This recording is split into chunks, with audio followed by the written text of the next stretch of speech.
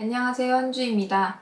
이번 영상은 책 한 권을 선정을 해서 그 책의 감상을 더욱더 풍부하게 해줄 그런 아이템을 찾아보는 영상입니다.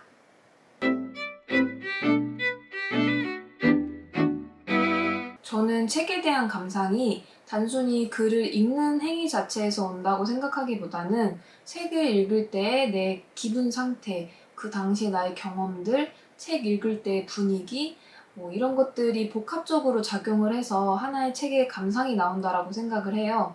그렇기 때문에 제가 소개시켜드릴 아이템을 장착을 하고 책을 읽으신다면 더 깊고 더 풍부한 감상을 느끼실 수 있을 거라 생각합니다. 이 콘텐츠는 단짝이라고 이름 줘봤습니다. 제가 콘텐츠를 구상하면서 편의점에 갔더니 그 단짝 캔디가 팔고 있는 거예요. 포도 맛이랑 딸기 맛이랑 같이 이렇게 있는 캔디 아시죠?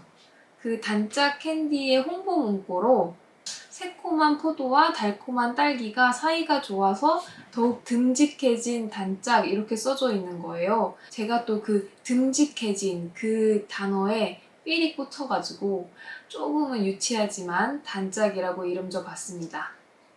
이 단짝 콘텐츠는 제가 부정기적인 시리즈물로 가져가 볼 생각이에요. 너무 엄한 내용을 다룬다기보다는 한 책을 선정을 한 다음에 그 책과 비슷한 분위기의 영상물이라던가 아니면 책에서 소개하고 있는 음식이라던가 아니면 또 다른 것들이라던가 아니면 정말로 완전히 반대되는 주장을 하고 있는 또 다른 책이라던가 이런 식으로 구상을 해볼 생각입니다. 그럼 대망의 단짝 시리즈 첫 번째 책은 무엇이냐? 바로 요조 작가님의 실패를 사랑하는 직업입니다.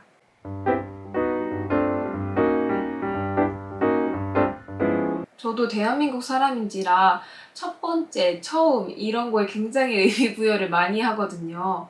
그래서 처음 책으로 어떤 책을 선정할까 정말 진지하게 고전 문학을 해볼까 아니면 너무 좋은 책인데 사람들한테 좀 알려져 있지 않은 책들을 소개해볼까 엄청 고민을 많이 했었는데 너무 처음부터 무겁게 가면 서로가 힘들어질 것 같더라고요.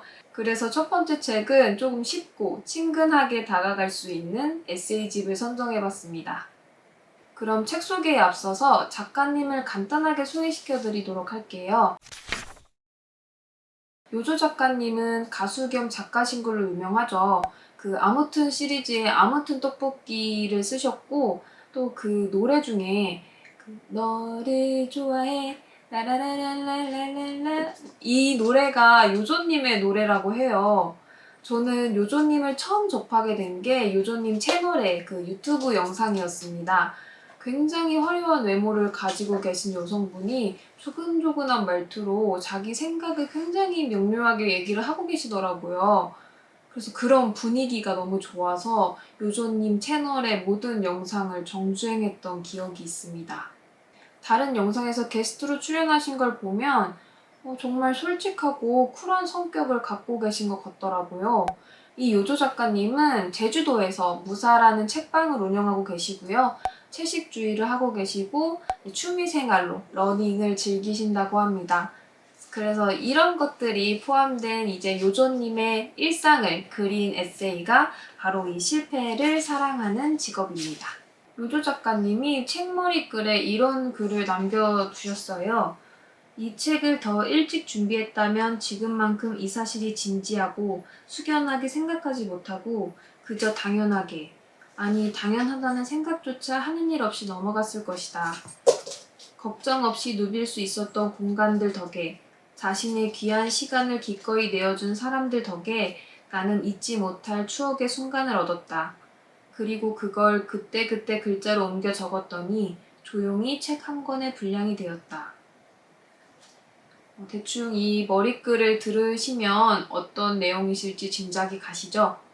그럼 책의 구성과 책의 내용을 간단하게 소개시켜 드리도록 하겠습니다. 이 책은 총 3부로 구성되어져 있습니다. 첫 번째 장인 이 직업은 명백하게 멋이 있다에서는요. 요조님의 음악인으로서의 태도, 작가로서의 태도, 그리고 그 다방면으로서의 예술가의 에피소드들을 다루고 있고요. 두 번째 장인 아름다움에 재미있다에서는요.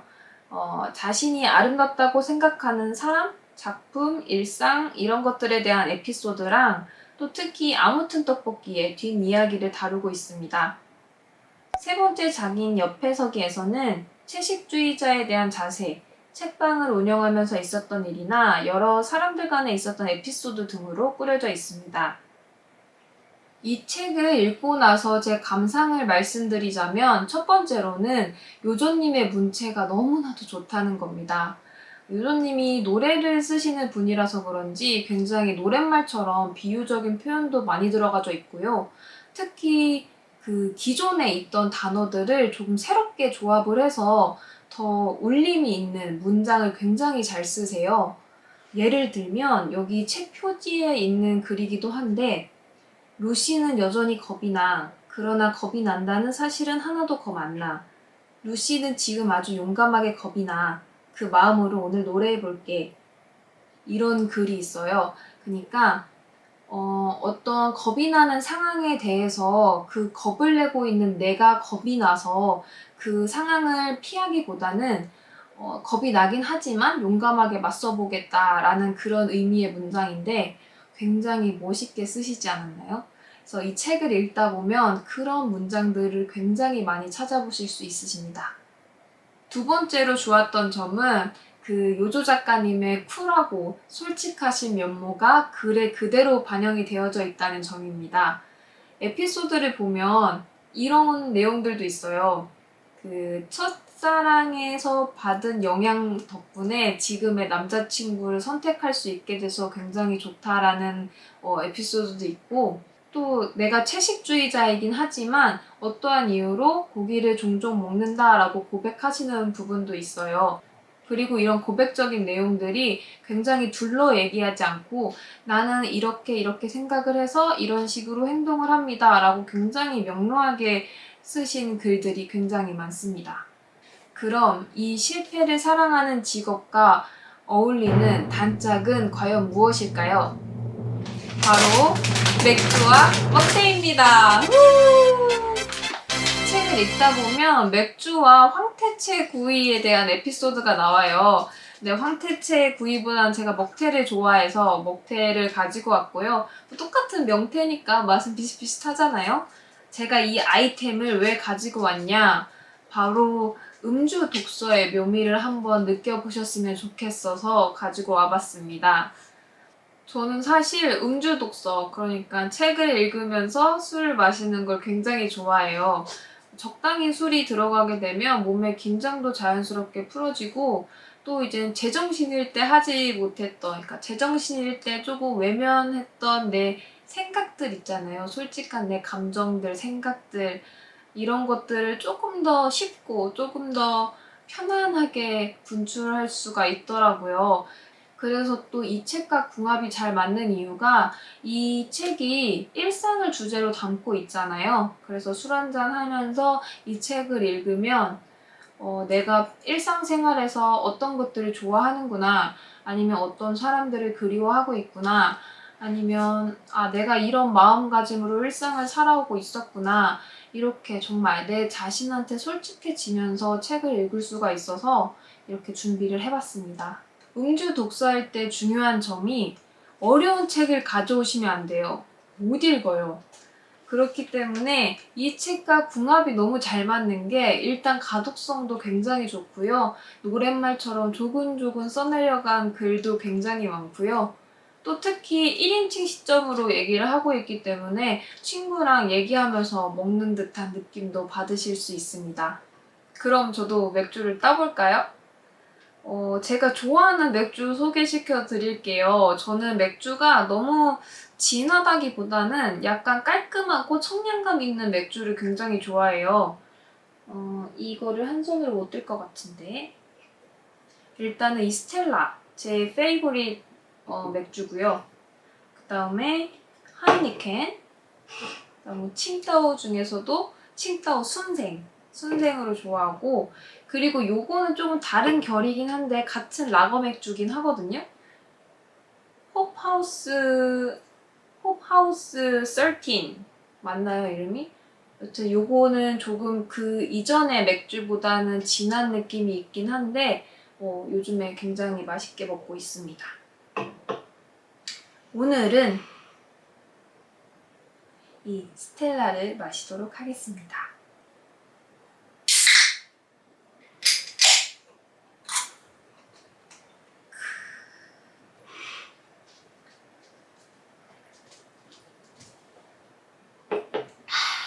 저도 맥주 한 잔 마시면서 제가 좋았던 부분들 낭독하면서 이 영상을 맞춰볼까 해요.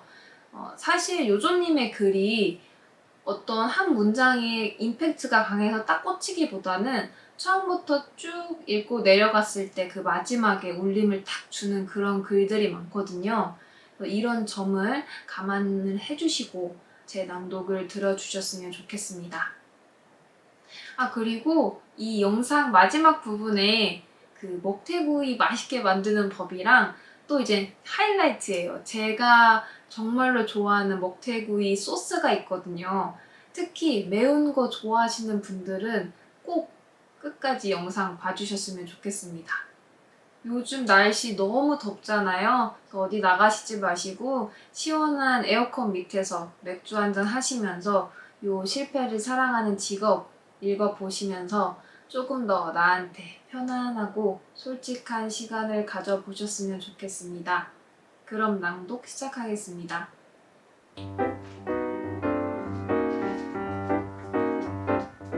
루시가 생각하는 가장 구제불능의 인간은 어린 왕자가 여행 중 만난 술 마시는 아저씨이다. 그 아저씨는 하루 종일 술을 마신다. 괴롭기 때문이다. 왜 괴로운가요? 그렇게 묻는 어린 왕자에게 아저씨는 술을 마시는 게 괴롭다는 뒤통수 한 대 쥐어받고 싶은 이유를 댄다. 그 아저씨와 같은 사람이 되어서는 안 된다고 루시는 생각한다. 겁이 난다는 사실이 겁이 나고 그 겁이 또 겁나서 아무것도 하지 않는 사람이 되어서는 안 된다. 루시는 여전히 겁이 나. 그러나 겁이 난다는 사실은 하나도 겁 안 나. 루시는 지금 아주 용감하게 겁이 나. 그 마음으로 오늘 노래해볼게. 내가 아니라 더 나은 대체물이 되고자 급급해하느라 데이트할 때마다 진이 빠졌다. 만나자고 연락이 오면 기쁘면서도 동시에 그를 만나지 않을 수 있는 좋은 핑계가 없을까 고민했다. 결국 전 애인을 아직 완전히 잊지 못한 것 같다. 그 노트북 주인이 이별을 통보해 왔을 때 내 마음에 실연에서 오는 아픔 같은 건 없었다. 그저 내 짐작이 맞았다는 데에서 오는 쓸쓸한 쾌감, 그리고 승부에서 진 사람의 열패감만 있을 뿐이었다. 나는 가까운 친구들에게 헤어졌어가 아니라 내가 졌어 라고 연애가 끝났음을 알렸다. 나는 이종수에게 내가 지난 연애 상대들과 닮은 부분이 있는지 물어보았다. 이종수는 한참 생각해보더니 아무리 매칭해봐도 딱히 겹치는 부분이 없다고 말했다. 그럼 넌 왜 나한테 끌렸을까? 이종수는 말했다. 신수진이 나랑 비슷하게 생겨서 그랬던 것 같아. 나를 마치 자기 몸처럼 극진히 아끼는 이종수의 무조건적인 사랑의 방식이 일견 설명되는 대답이었지만 아무리 그래도 자기를 닮아서 날 좋아하는 것 같다는 말은 너무 거울만 들여다보는 왕자님이 할 법한 대답이었다. 내 첫사랑의 일부는 기억 뒤편에 찜찜하게 남아 관계들을 은밀히 조종해오며 결국 나를 이렇게 어떤 나르시스트의 대체물로 만들어버리는구나. 답답하면서도 어쩐지 천만다행이라고 생각이 드는 나의 굴레. 이종수와 나는 비슷한 웃음소리를 내면서 웃었다. 나는 복잡한 아픔들에 주로 모른다는 말로 안전하게 대처해왔다. 빼어나고 노련하게, 그리고 예의 바르게. 저는 잘 모르겠습니다. 죄송합니다. 라고 말했다. 손살에도 치고 뒷걸음질도 친다. 그 와중에 김한이나 고승욱 같은 사람은 모르는 채로 가까이 다가간다. 복잡한 아픔 앞에서 도망치지 않고 기어이 알아내려 하지도 않고 그저 자기 손을 내민다. 모른다는 말로 도망치는 사람과 모른다는 말로 다가가는 사람. 세계는 이렇게도 나뉜다. 신보선 시인은 시는 두 번째 사람이 쓰는 거라고 했다. 두 번째 슬픈 사람이 첫 번째로 슬픈 사람을 생각하며 쓰는 거라고. 나는 부드러운 가을의 밤바람을 맞으며 맛있는 요리를 먹으며 기만의 시를 경청했다. 그는 내 바로 앞에 앉아 있었지만 목소리는 아주 먼 곳에서 내가 있는 곳과 다른 세계에서 들려오는 것 같았다. 나에게 중요한 것은 서울이 그래서 과연 실제로 얼만큼 아름다운지가 아니다. 나는 서울을 아름답다고 느끼는 나에게 주목하고 있다. 서울에 올 때마다, 그래서 서울의 여기저기를 기웃거릴 때마다 내가 이곳에서 태어나고 자라며 34살이 되도록 살았다는 간단하게 뭉뚱그려진 사실 하나가 조금씩 자세하고 분명해지고 있다. 중요하지 않은 것이라고 생각해서 꼬깃꼬깃 구겨버렸던 영수증을 다시 주워 구겨진 주름을 하나하나 펴는 기분이 든다. 멀고 수려한 섬에서 몇 년 살고 나서야 서울에서 내내 살았던 내 지난 삶을, 이 아무것도 아닌 시절을 아름답다는 감정 아래에서 이렇게 흥미진진하게 바라보고 있다. 아름다움은 이토록 재미있다. 나도 성산 일출봉에 올라가 보고 싶어. 이종수는 허벅지 터질 텐데 하고 말했지만 뒤이어 좋다고 했다. 그래, 한번 같이 올라갔다 오자. 우리는 각자 필름 카메라를 하나씩 챙겨 들고 오후 늦게 성산 일출봉에 올랐다. 매표소에서 티켓을 끊고 천천히 완만한 들판을 걸어 올랐다. 이윽고 계단이 등장했고 이종수는 또 한 번 허벅지 이야기를 했다. 터지지 않게 조심해. 정상에 올랐다. 우리는 둘 다 허벅지가 터지지 않았다. 이종수는 놀라운 듯 말했다. 진짜 이상하다. 혼자 올라왔을 때는 힘들어 죽는 줄 알았는데 왜 오늘 하나도 안 힘든 거지? 나는 웃으면서 말했다. 중간중간 엄청 쉬었잖아. 우리는 오르는 중간 충분히 쉬었다. 일출봉 초입에 있는 유일한 휴게소에 살고 있는 고양이들도 보고, 조금 오르다가 바다도 보고, 또 조금 오르다가 탁 트인 성산 일대에서 우리 집도 찾아보고 책방도 찾아보았다. 정상에는 폭신해 보이는 분화구가 오목하게 펼쳐져 있었다.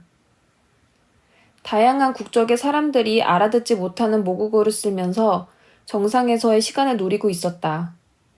나는 그 틈에 조용히 서서 여기까지 올라온 태도에 대해 오래 생각했다. 모든 걸 이렇게 하자. 책방도 음악도 글도 내 나머지 인생 속에서 하고 싶은 일들을 다 이렇게 하자. 부드럽게, 허벅지가 터지지 않게. 그런 생각을 하면서 이 감각을 잊지 않으려고 눈을 오랫동안 꾹 감았다. 채식 생활이 길어질수록 더 이 생활의 당위를 확신하게 되었다. 공장식 축산 시스템 속에 동물들이 어떤 처참한 대우를 받고 있는지, 통제가 되지 않는 육식 환경이 환경오염과 기후변화를 비롯해 이 지구를 얼마나 총체적으로 파괴하고 있는지 나는 점점 더 자세하게 알게 되었고, 그럴수록 이 생활의 자연스레 충실해졌다. 나는 내가 묽은 사람인 동시에 아주 미숙한 인격을 가졌다는 것을 알고 있다. 내가 알기로 인격이 미숙한 사람이 자기 신념에 너무 몰입하여 엄격해지면 자신의 무결함에 도취되기 쉽다. 나는 내가 채식 생활에 진지해질수록 자꾸 고기를 먹어야 힘이 나는 법이라고 말하는 엄마가, 자꾸 인스타그램에 삼겹살 사진을 올리는 친구가 야속하고 미워질까봐 겁이 났다. 동시에 내 신념을 자진해서 일부 더럽힘으로써 내가 어줍잖은 무결함의 도치로 가는 길을, 내가 사랑하는 사람들을 정죄하고 싶어지는 마음을 미연에 막는다. 이 일은 타인에게 인정받기 위해서 하는 것이 아니기 때문이다. 매일매일 먹는 끼니라는 것을 통해 조금 더 지구에 이로운 선택을 하는 존재가 되고 싶다고 생각하는 당신 자신에게만 중요한 문제라는 걸 잊지 말아야 한다. 당신의 주인공은 당신뿐이다.